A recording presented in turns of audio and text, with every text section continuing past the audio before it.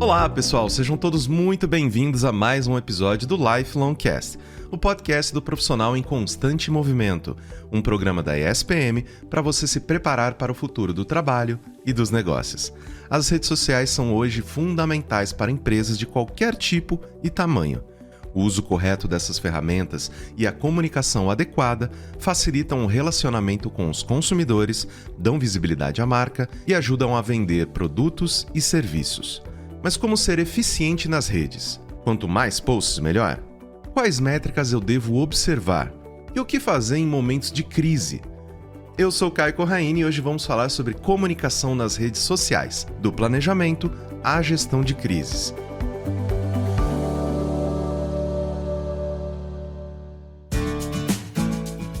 Para nos guiar nesse assunto, eu converso com Bruno Pérez, coordenador da pós-graduação Certificate em Comunicação e Marketing Digital e do Master Head of Digital Marketing na ESPM. Seja muito bem-vindo ao Lifelong Cast, Bruno. Muito obrigado por ter aceitado o nosso convite. Obrigado, Caio. Obrigado pela versão. Obrigado pelo convite. Fico sempre à disposição e vamos ter um papo bem legal hoje. Querido, vamos começar então com as definições do que a gente vai conversar? Qual que é a diferença entre mídias e redes sociais? Vamos colocar aqui um pano de fundo para que todo mundo esteja no mesmo plano que a gente durante toda a conversa. Boa. Acho que o princípio desse papo é entender o que são mídias. Então, mídias são as plataformas, são os canais de comunicação usados para transmitir mensagens, transmitir conteúdo. Então, a gente tem as mídias tradicionais, como televisão, rádio, jornal, revista, outdoor, né? As mídias offline, as mídias out of home. Temos as mídias digitais, como os sites e etc. E aí temos as mídias sociais. Então, o termo mídias sociais, ele se refere ao uso dessas tecnologias e plataformas digitais para troca de informação e troca de conteúdo. Então, é um conceito um pouco mais amplo, que engloba dentro dele ali qualquer tipo de mídia online, mas que tem uma interação social. E aí eu estou incluindo fóruns, blogs, sites de compartilhamento de vídeo. Nesse âmbito, o YouTube acaba entrando nesse formato e outros. Quando eu falo de rede social, ela está contida dentro da mídia social e das mídias digitais. E aí eu estou falando da plataforma online mesmo, que é essa que a gente utiliza. Então são plataformas que permitem que os seus usuários se conectem, compartilhem informações, interajam, criem comunidades, fanpages e etc. Aí eu falo das plataformas. Então, redes sociais são as plataformas, Facebook, Twitter, Instagram, LinkedIn, TikTok, e muitos consideram o WhatsApp também, isso dá uma boa discussão. Então, em suma, são essas principais diferenças, mídias sociais mais amplo. Rede social são as plataformas, de fato, que usamos no dia a dia. Ótima pergunta para começar, hein? Isso, a gente coloca aqui todo mundo em pé de igualdade em relação a essa diferenciação, principalmente também porque agora como a gente vai falar sobre, né, a função das empresas nas suas redes sociais, planejamento e tudo mais, é interessante a gente levar em consideração que, ok, hoje em dia a gente não tem mais nenhum tipo de planejamento de abrir um fórum, fazer um próprio site, ter um campo de comentários, mas tudo isso faz parte, né, ou fez parte, né, um dia quando a gente tinha que pensar nesse tipo de planejamento. Mas então, eu já queria aproveitar esse gancho para te perguntar o que não pode faltar em um planejamento de redes sociais para uma empresa, por exemplo, hoje em dia. Bom, a gente tem vários caminhos aí, e é importante que planejar estar nas redes sociais, antes de tudo, esteja dentro de um planejamento mais amplo, planejamento total aí da sua presença digital, porque as redes sociais fazem parte de outros canais dentro de uma jornada de compra. Que você não deve ficar apenas nas redes sociais, isso é muito importante. Mas tratando-se apenas de redes sociais, se você está ali dentro e vai utilizar essas redes no seu planejamento, antes de tudo, você precisa ter muito claro qual é o seu objetivo. Eu digo isso se você está com o objetivo de gerar branding, né, o famoso brand awareness, ou gerar consciência de marca, isso vai te dar estratégias para um caminho. Se você quer gerar mais engajamento, o famoso meio do funil ali, é outro caminho. Se você tem um foco mais de conversão, é outro caminho. Então, defina bem muitos objetivos. Eu quero gerar conversas. Uma marca mais de varejo, que tem o seu ponto de venda offline, como a Coca-Cola, por exemplo, e a Netflix, que não vende um produto diretamente nas redes sociais, mas ela gera conversas, ela vai ter um tipo de estratégia. Alguém que já vai utilizar um remarketing ali nas redes sociais, mais anúncios, vai para um outro caminho de venda. então vou ter outra estratégia. Então, antes de mais nada, é importante ter um objetivo muito bem definido. Costumo brincar em aulas com os alunos que a Alice, quando entra nos País das Maravilhas, ela encontra o gato lá, né? Tem 2 caminhos, e ela pergunta, gato, para onde eu vou? Qual que é o melhor caminho? E ele pergunta para ela, onde você quer chegar, Alice? Ela, não sei. Então ele diz, então qualquer caminho serve. Se você não sabe onde você quer ir, você vai fazer escolhas erradas nas redes sociais, isso vai impactar inclusive outras perguntas, que a gente falar de objetivo, que a gente falar de resultado, falar de métricas, que tudo é baseado no objetivo. E aí você precisa saber quem é seu público-alvo, porque públicos-alvos distintos estão em redes distintas. Se você falar para mim que é B2B, eu vou falar para você ir mais por LinkedIn e outras plataformas. Se você falar que é da área de luxo, a gente tem vários cursos de luxo da pós-graduação da SPM, e eu dou aula nesses cursos, e aí já falar mais de Pinterest, além do próprio Instagram. Então, você identifica o público-alvo para você escolher a plataforma, e aí sim você vai iniciar os 3 pilares básicos para se gerenciar uma rede social. Então, você tem que ter planejamento de conteúdo, monitoramento e atendimento.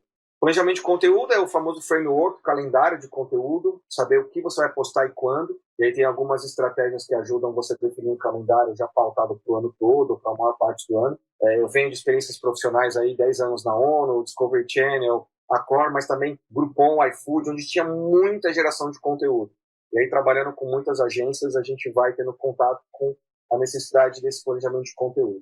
E aí você tem o monitoramento, onde a gente tem várias formas de monitoramento, entre elas análise de sentimento, monitoramento de conteúdo, você vai fazer monitoramento também de dimensão da sua marca. E esse monitoramento é importante, primeiro, para você identificar oportunidades, são as famosas hashtags, trending topics, os challenges que estão aparecendo, para que você possa fazer aí uma ação ligada a essas oportunidades e aí ganhar buzz, que é o objetivo das redes sociais, você gerar conversas, gerar relacionamentos, você ganhar mídia espontânea, mas você também precisa monitorar o sentimento dos seus usuários ou do que as pessoas falam sobre a sua marca na internet para prever crise, para gerenciar crise, para gerenciar atendimento, e você precisa monitorar o seu conteúdo. Eu costumo perguntar para os alunos ou nas consultorias, né, que a gente faz da vida, você sabe qual é o seu conteúdo nas redes sociais que performa melhor e o que performa pior? Você sabe quais são as principais dúvidas do seu público-alvo? Se você não tem conhecimento disso, como que você vai fazer o seu planejamento de conteúdo? Então, o monitoramento é muito importante. E por último, o atendimento. Obviamente, o atendimento vai ser muito mais crítico em empresas maiores, e em áreas específicas, como varejo, que geram mais reclamações, mas ele é importante em todos os setores e isso vai impactar também uma gestão de crise. E quando eu falo de objetivo, público-alvo, escolha de plataforma, esses são pontos meio que genéricos. Né? Se você falar de qualquer planejamento de marketing aqui, esses pontos vão se repetir. Como as redes sociais fazem parte da mídia, né? Então eles se repetem aqui também, são necessários. Exato, e eu gosto quando você menciona essa questão do objetivo, porque isso muda tudo, né? Querendo ou não, se uma empresa ela está fazendo ali o seu esforço nas redes sociais para conversão, para atrair público, para atrair compradores, por exemplo, a parte do atendimento ela precisa também ter todo o manejo comercial, a questão de, ok, como que a gente vai fechar o negócio, para onde que eu preciso te encaminhar, ou só essa questão do saque. Você vira para o gato e fala, e faz essa pergunta, ele vai te responder. Depende, né? E justamente, aproveitando, né, esse leque gigantesco que você mencionou, quais métricas eu devo acompanhar para saber se a minha empresa está fazendo um bom trabalho nas redes? Eu sei que isso vai depender de acordo com cada um dos objetivos, né? Seja branding, reconhecimento de marca, conversão, etc. Mas, de uma maneira um pouco mais geral, como que a gente consegue ver, ok, esse número está subindo e isso é bom? Ou esse número está estável e isso talvez não seja? Como que a gente consegue se encontrar nesse meio campo? Maravilhoso, já trouxe aí um pouco das respostas, né? Tá ligado totalmente ao objetivo. Ano passado eu fiz uma consultoria para um fundo de ONGs, tinham 40 ONGs lá naquela ação, e aí a gente ia fazer justamente uma oficina de métricas. E aí, pessoal, qual que é o objetivo do planejamento nas redes sociais de vocês? E aí, nenhuma resposta. E aí, quando você vai olhar nas métricas, então, qual métrica vocês estão mensurando para saber se está dando certo ou não? E aí vira seguidor. Quando você não sabe o seu objetivo, você não sabe o que mensurar, as pessoas mensuram a quantidade de seguidores. O que é muito falha e é cada vez mais falha. Primeiro porque, um exemplo, o TikTok, e agora o Instagram com o Reels vem seguindo a mesma lógica, ele não entrega mais o seu conteúdo apenas para quem te segue ou não. Ele entrega de acordo com a tendência, com o comportamento. Ou seja, a quantidade de seguidores vai se tornando cada vez mais irrelevante. Por isso, agora respondendo à pergunta, a gente costuma olhar basicamente para 4 métricas que vão ajudar, inclusive, a unificar as redes sociais. Isso é importante, porque se você olhar para métricas específicas, cada rede tem a sua. Então, a gente tem que tentar unificar para poder comparar essas plataformas. Mas a mais importante de todas é taxa de engajamento. E no caso, ela já vai pegar alcance e engajamento. Então, temos 3 ali, né? Alcance, engajamento e taxa de engajamento. Então, o alcance, ele vai conseguir ajudar você aí numa campanha de branding, ou saber quantas pessoas, ou o quanto a sua mensagem, a sua marca está sendo exposta, porque para brand awareness, topo de funil maravilhoso, mas também para manter a sua marca relevante. Engajamento, meio de funil, saber o quanto a sua marca ainda é relevante, quanto que ela gera de conversas e quanto que ela está se mantendo mais próxima dos seus possíveis clientes. E aí a taxa de engajamento vai mostrar isso de uma forma eficiente. Isso eu coloco até a taxa de engajamento em primeiro lugar. Se você tiver que analisar uma métrica, vai para a taxa de engajamento, compare ela mês a mês, isso vai te responder qual período você tem melhor conteúdo, mais eficiência na sua conta. Essa métrica resolve tudo. E por último, aí, se você faz venda online, é a taxa de conversão. Venda ou se você espera que os seus usuários ali, né, os seus seguidores, as pessoas que interagem com o seu conteúdo, que elas cliquem em algo. Aqui na SPM, por exemplo, às vezes a gente faz uma ação que as pessoas cliquem em algo para se inscrever num evento, numa aula aberta, ou para ouvir o podcast. Aqui, ó. Vamos divulgar esse podcast, então eu vou olhar também a taxa de conversão. Quantas pessoas clicaram para ouvir, quantas pessoas baixaram. Então, são essas 4 métricas mais importantes. Aí temos métricas secundárias. Então, você pode olhar a base de seguidores.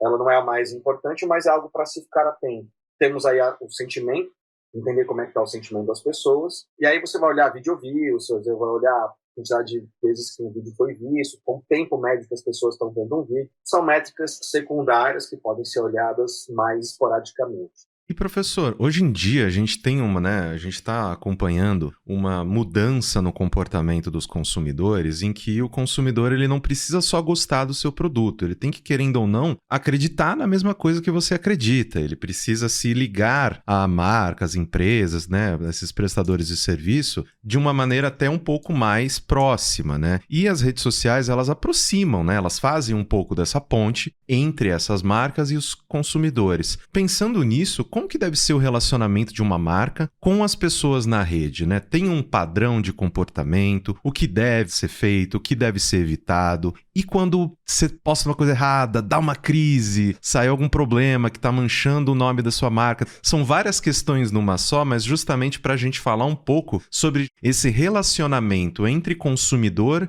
e marca nas redes sociais. Maravilhosa. Essa é uma pergunta que traz muitos pontos importantes e que é legal a gente falar. Antes, a gente precisa entender que a rede social, ela não é um classificado, né? Não é uma página do jornal onde são os classificados lá. Isso já de que a gente não deve fazer ser excessivamente promocional, só fazer autopromoção o tempo todo. Isso vai estar ligado com o seu planejamento de conteúdo. A gente costuma dizer que se você não planeja o conteúdo e posta uma vez por semana, automaticamente você vai postar uma autopromoção. Porque você vai pensar, faz tempo que eu não posto, eu vou postar para vender meu produto. Se você posta mais vezes por semana e tem um planejamento, você vai conseguir equalizar a quantidade de conteúdo que você posta, que é relacionamento, a promoção também, atendimento. Então você precisa diversificar isso. Então pense a sua página no Instagram, no TikTok, no YouTube, em qualquer lugar, não são, né, os classificados dos jornais. E isso é algo que é muito comum de se ver, e isso prejudica bastante os resultados das empresas. Bom, a gente não precisaria nem estar falando isso, mas é desrespeitoso, ser ofensivo nas formas de interação. Eu tenho vários cases, quando é engraçado trabalhar com isso, que quando acontece algo assim com a gente, eu printo, né, e uso em aula. E tem vários casos, tem vários, né, cases aí que a gente pode citar, de empresas desrespeitando seus funcionários, não tendo uma tolerância.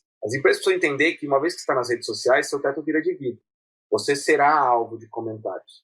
Você precisa aprender a gerenciá-los. É por isso que aquela análise de sentimento, o monitoramento, vai te ajudar a entender o que presta atenção ou não. Se você for ligar para qualquer tipo de conteúdo que seja meramente uma crítica, você vai acabar criando situações, você vai gerar uma crise que é totalmente desnecessária. Então, esse é um ponto. E aí também ignorar ou excluir comentários. Isso também em caso de crise, mas em termos gerais.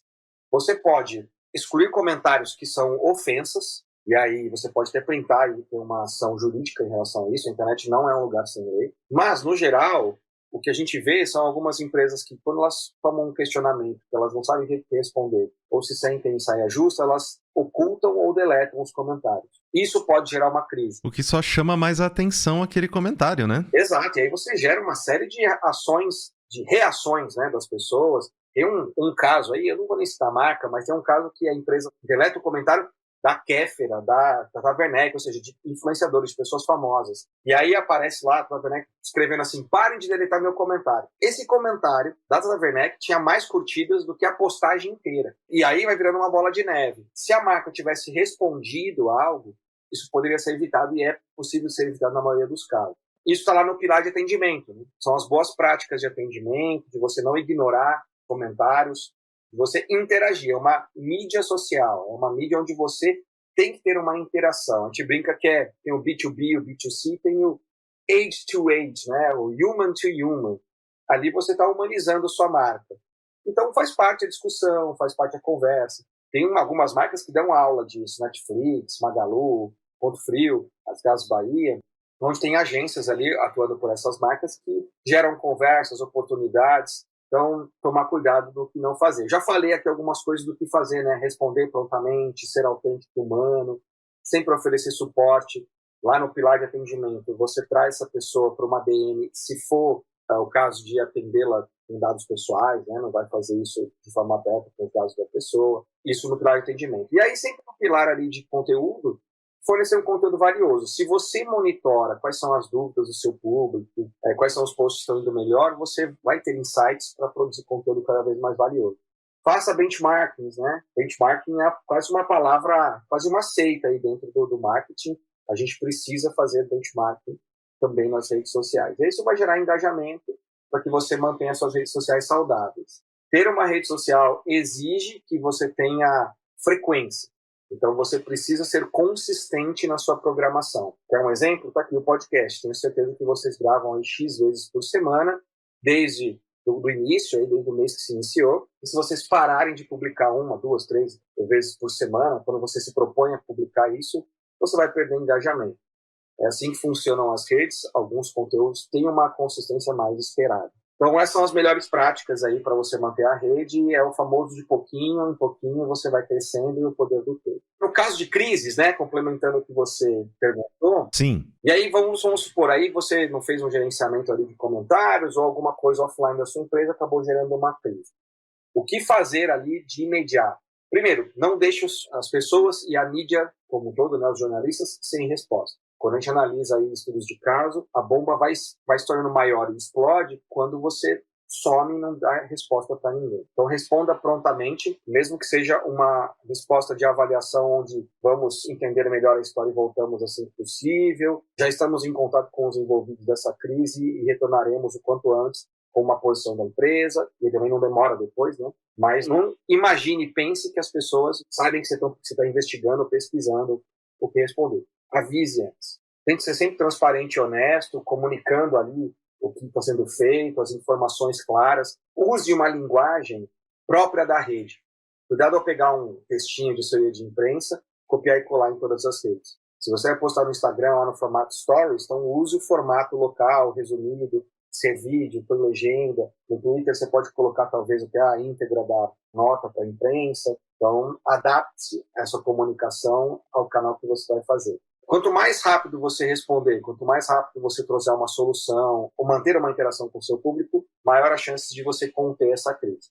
Se você está fazendo um monitoramento de sentimento, você consegue avaliar ali os seus sentimentos se estão entrando mais num patamar normal ou se eles estão tendo picos. Por quê? Nessas ferramentas de monitoramento eu consigo inclusive encontrar os vetores que estão espalhando talvez uma fake news ou que estão amplificando a discussão. E aí eu posso conversar com essas pessoas diretamente.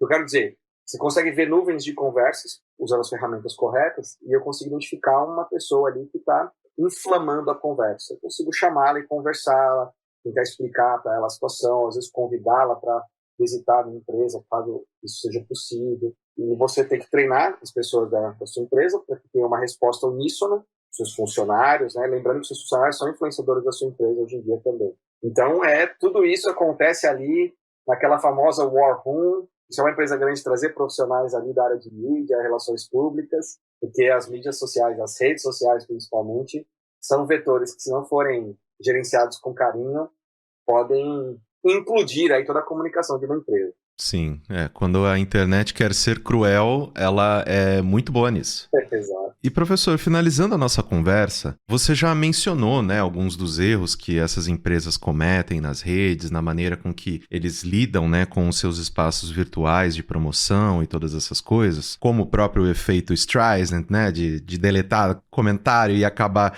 chamando ainda mais atenção para aquele comentário, não ter uma rotina de publicação e tudo mais. Só para finalizar o nosso papo, você consegue lembrar de alguns outros erros que são cometidos frequentemente pelas empresas nas redes sociais e uma maneira legal da gente evitar esse tipo de buraco que essas pessoas e esses profissionais estão caindo? Boa. A gente já falou de alguns, vou só lembrá-los aqui, é bom para todo mundo anotar os principais que mais acontecem, né? Essa falta de consistência, então tem um planejamento, falta de planejamento de conteúdo, cuidado com, que vai resolver também o foco excessivo em autopromoção, sempre tentar responder o público e se engajar com o público, são os principais. Mas, erros. Cuidado ao não adaptar ou adaptar os conteúdos para cada plataforma. Ou seja, cuidado em sair repostando conteúdos de uma plataforma na outra sem serem adaptados corretamente. Isso vai derrubar seu engajamento, isso vai prejudicar a imagem da sua marca. Então, se vai usar a mesma campanha em diversas plataformas, você precisa adaptar o conteúdo para cada uma delas, para a linguagem delas. Não monitorar os resultados, eu falei aqui, mas muitas empresas não fazem e saem postando o que eu chamo de estilo Rambo de postagem, né? Então, sai metralhando conteúdo para tudo quanto é lado. Os algoritmos funcionam com base nos engajamentos. Se você posta todo dia um conteúdo ruim, a sua base não engaja, você não entra em nenhuma trending, você pode postar 30 conteúdos por dia. Ele não vai ter um bom alcance. Então, vale muito mais a pena você postar menos, não estou falando que uma vez a cada 6 meses, né, que entra na ausência de consistência, mas postar menos só que com mais qualidade, estudando o seu público. Então, acho que está preparado para lidar com crises. Esses são os principais erros que as pessoas cometem, e eu vou adicionar um pontinho aqui, que a gente talvez não tenha abordado muito, mas que precisa ser dito. É se preocupar também com a mídia paga. A plataforma de rede social, ela é uma plataforma de mídia. Então, aquele velho ditado no pay, no play, né, ou seja, se você não paga, você não brinca, ele é em toda a verdade. A grande diferença é que se eu e você, Caio, a gente está postando uma corrida daqui na praia. Se você for de carro e eu for de bicicleta, nós dois vamos chegar na praia. Mas você vai chegar muito mais rápido que eu. Menos suado também, né? É verdade. E nas redes sociais hoje é mais ou menos isso que acontece. Nós temos o mesmo espaço na tela das pessoas, competindo com anúncios, com política, com memes, com programas de TV, com varejo, com influenciadores. Como driblar tudo isso? Com tudo que a gente falou aqui, mas não deixe de se preocupar com um investimento de alcance. É aquela famosa verba de comunicação que você aumente aos pouquinhos ao alcance das postagens orgânicas. Precisa ser assim, e aí indico até, quem quiser, assista aí o documentário O Dilema das Redes Sociais, eu acho que ele ainda está disponível na Netflix, porque ele vai explicar um pouco mais do algoritmo, e muito que a gente falou aqui também está lá, vai complementar bastante o assunto. A gente precisa ter um investimento. A gente fazia isso na ONU, em outros lugares, eu não estou falando de muito. E detalhe, esse não é um investimento de marketing que você faz anúncios para conversão. Estou falando aqui para você ir aumentando o engajamento e aumentando o alcance aos poucos de todo o seu calendário orgânico. Ele precisa ter uma sustentação paga, porque é assim que as plataformas se sustentam. Então, elas forçam isso. O algoritmo força a entrega mais lenta para o orgânico. Temos exceções de pessoas que bombam do dia para a noite, mas elas representam menos de 1% do todo. Então, esse é um ponto aí. As pessoas acham que parte paga é só anúncio para vender curso, por exemplo, ou para vender um produto. Mas a gente tem que ter também um investimento para o branding ali, para exaltar as conversas. Acho que é um bom complemento de tudo que a gente falou aqui. Com certeza. Professor, muitíssimo obrigado pela sua generosidade de oferecer o seu tempo, o seu conhecimento para a gente. Foi efetivamente uma aula aqui, né? Redes sociais one-on-one para todo mundo que está ouvindo nesse momento. Eu espero muito que a gente tenha outras oportunidades de conversar, não só sobre esse assunto, mas também em muitos outros aqui no Lifelong Cast. Muito obrigado pela sua participação. Obrigado, Caio. Fico à disposição. Quando vocês quiserem, é só me chamar. Espero que eu tenha gostado. Obrigadão. Um beijo.